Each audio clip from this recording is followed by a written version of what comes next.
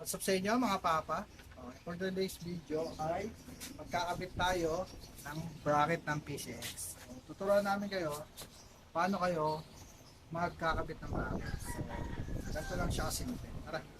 Pwede na!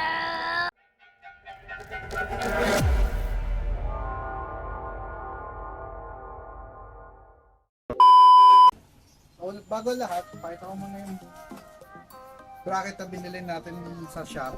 Simple lang tong bracket na to. Omni bracket 160. Separate video ko kung paano ito mabibili. Nakita nyo dyan sa video. Ito lang siya. Talagang 550. Kasama na siya nito. Pero wala siyang allen rings. Ito lang siya dalawa. Pang 150 at saka 160 na siya. Lang, pakita na natin paano paklasin yung bearings ng 160 para sa bracket. So, siguro nagtataka kayo paano nilalagay ng bracket.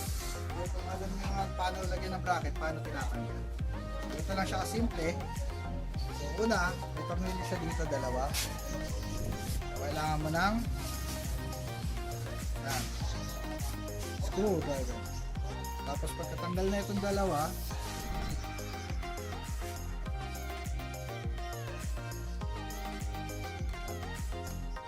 since bago pa itong ano na to, kailangan didiinan nyo kasi minsan hindi siya sumasama agad. Screwdriver, dalawa lang. Then ngayon, pwede nyong kamayin to. Actually, dito yan natatanggal.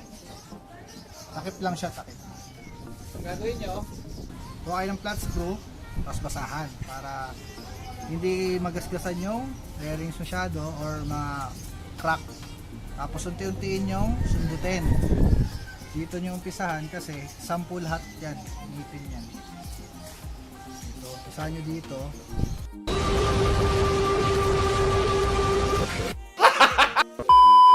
So, pagtapos nyo sungkitin lahat yan, simula rito paikot hanggang dito.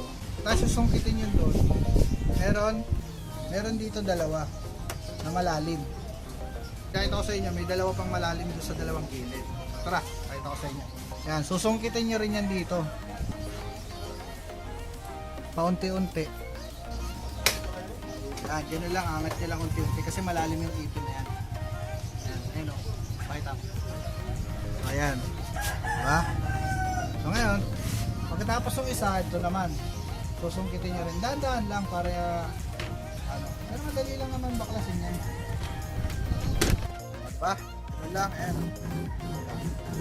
Tapos, para matanggal itong ibabaw, kailangan mong tornilyo ng screwdriver dito. Kailangan ng screwdriver para dito. Kasi, makatornilyo siya. Ngayon, natanggal mo na. Dali, tatlo siyang screw. Kasama sa likod. Iusog mo lang siya pag ganyan. Slide pag ganyan. Okay, slide. Pagka medyo masikip dito, tutulak mo lang. Okay? Tanggal na yung takip. Ayan, punasan nyo na lang. Punasan nyo to. Kasi ito yung ano niya, 4 na saksakan ng tornilyo. Punasan mo na rin. Kasi nabuksan mo na rin lang naman. Tanggalin mo yung clip dito. 2,000 years later. Okay, yung clip. Ito yung clip. Nasa muna bago ibalik.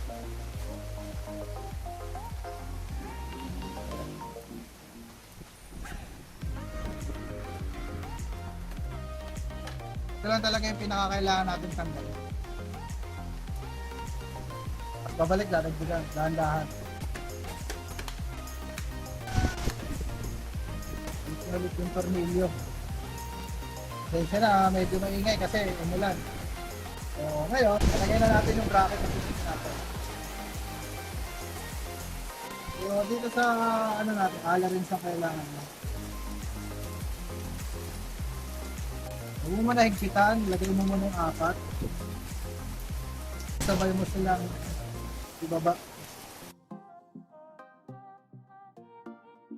Once na nailapat nyo na lahat, saka nyo higpitan.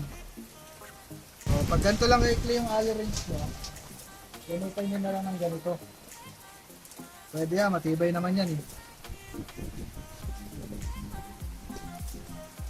May sabay niyong higpitan para hindi mano. O, ayan, may higpit na. Yung sakyan. Wow! Diba? Kita nyo na, no? Matibay. So, yun lang mga papa. Ganun lang kasimple paano makabit ng bracket at tanggalin yung takip. So, yeah.